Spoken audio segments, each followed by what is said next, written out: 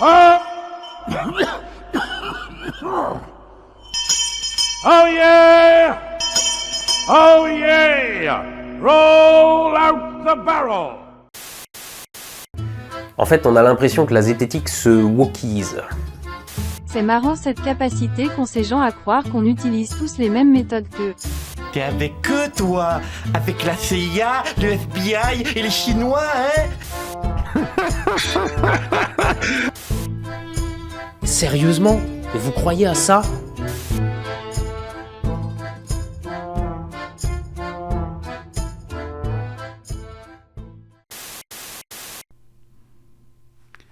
Bonjour à tous. Ouais, ça va, moi aussi j'ai le droit au burlesque. Voilà, faut pas déconner non plus. Hein.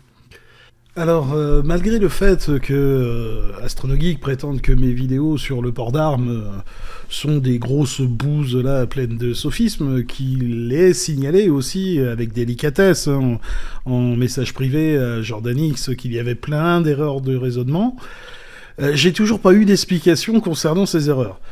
Bon, c'est vrai qu'en ce moment, avec le drama psychodélique Acermandax, hein, ça a peut-être pris du retard. Hein.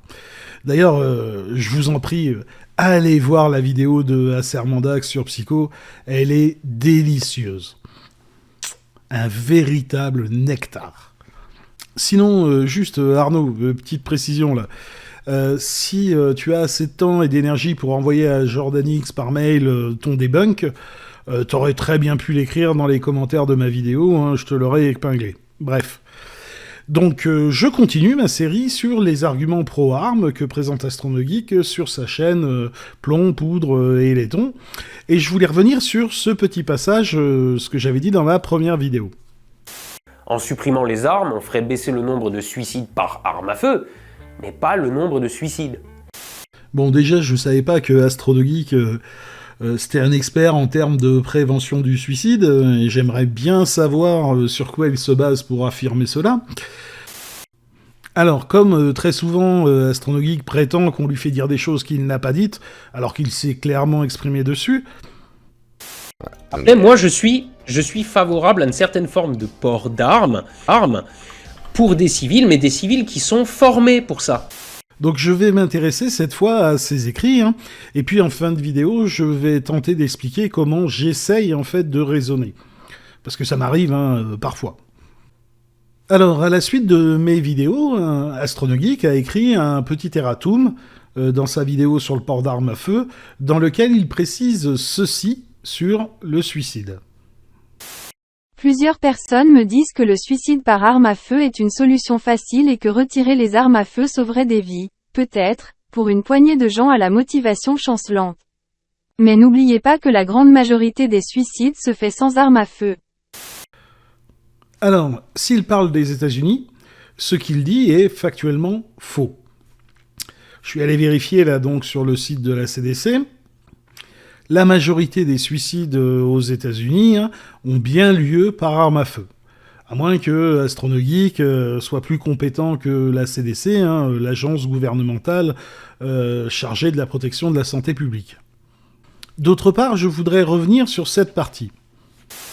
Plusieurs personnes me disent que le suicide par arme à feu est une solution facile et que retirer les armes à feu sauverait des vies, peut-être, pour une poignée de gens à la motivation chancelante. Alors, à titre personnel, moi, je ne crois pas que ce qu'il dit soit vrai, hein, et je vais tenter de vous expliquer pourquoi. Alors, je suis tombé sur ce rapport-là de l'agence Brady aux États-Unis, hein, l'association qui milite hein, pour un plus grand contrôle du nombre de ports d'armes à feu, hein, mais qui présente dans ses sources une bibliographie qui est vraiment sérieuse. Alors, la première variable intéressante, hein, c'est que les suicides, en fait... par arme à feu, hein, ne représente que 5% des tentatives de suicide, mais pourtant plus de 50% des morts. Alors, lorsque l'on observe en fait le ratio entre le nombre de morts et la tentative, on s'aperçoit que le suicide par arme à feu est de loin, excusez-moi de le dire, hein, mais la méthode la plus efficace. Dans 90% des cas, la personne ne survit pas. Là où il est de 50% pour la pendaison, 30% pour les sauts dans le vide, et à peine 2% par médoc, quoi, en empoisonnement avec les médocs. Bon, ça paraît plutôt cohérent, hein, puisque, bon, les armes à feu, on a beau dire ce qu'on veut, mais elles ont quand même été à l'origine conçues pour tuer. Ensuite, il y a une autre variable qui est, à mes yeux, très intéressante, hein, c'est le pourcentage de récidive. En effet, je me suis renseigné, hein, que ce soit en France ou aux États-Unis, hein, on estime qu'entre 60 et 70% des gens qui ont survécu à une tentative de suicide, eh bien, ils ne récidivent jamais. Il est donc, à mes yeux, légitime de croire qu'en supprimant le moyen le plus efficace de mettre fin à ces jours, eh ben, il y aurait moins de morts. Ou du moins, ça me paraît quand même beaucoup plus probable là que le raisonnement un petit peu au doigt mouillé là d'AstronoGeek qui prétend que les armes à feu n'ont pas d'influence sur le nombre de morts par suicide parce que c'est trop long. D'ailleurs, je voudrais revenir sur cet argument-là, le temps. Là, de suite, j'ai 3 mètres à faire pour me jeter d'une fenêtre, sans réfléchir, alors que d'aller jusqu'à mon coffre. L'ouvrir, sachant ce que je compte faire, sortir un flingue, sachant ce que je vais en faire. L'approvisionner, sachant ce que je vais en faire, le charger, sachant ce que je vais en faire, et en mettre le canon dans ma bouche est mentalement beaucoup plus lourd et laisse plus le temps de réfléchir à son acte. Alors, selon les stats en France, en fait, on observe que la méthode choisie par les suicidaires, hein, la première méthode, eh bien, c'est la pendaison, quoi. Pendaison qui peut provoquer donc une rupture des vertèbres, une asphyxie, et pas le saut dans le vide, hein, comme le précisait AstronoGeek dans son erratum. Hein.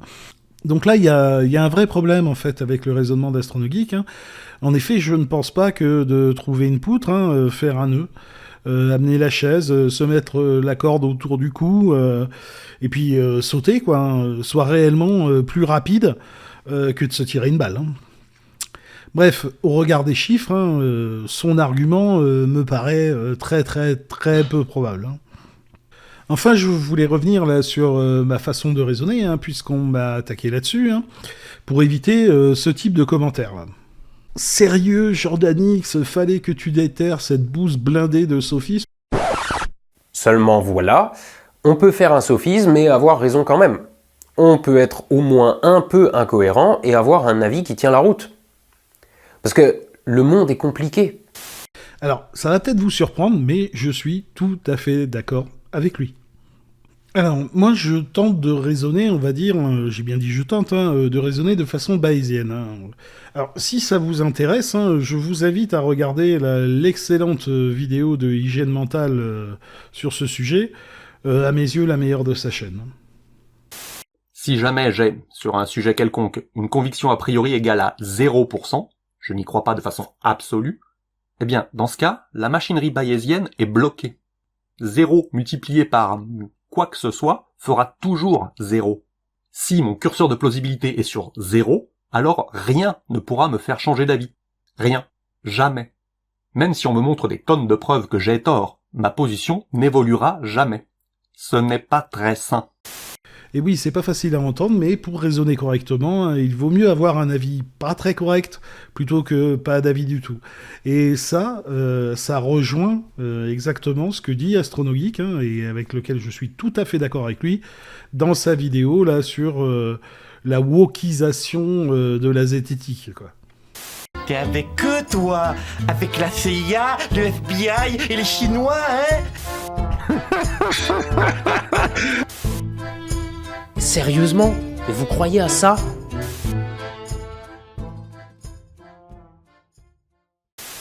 Allez, bye.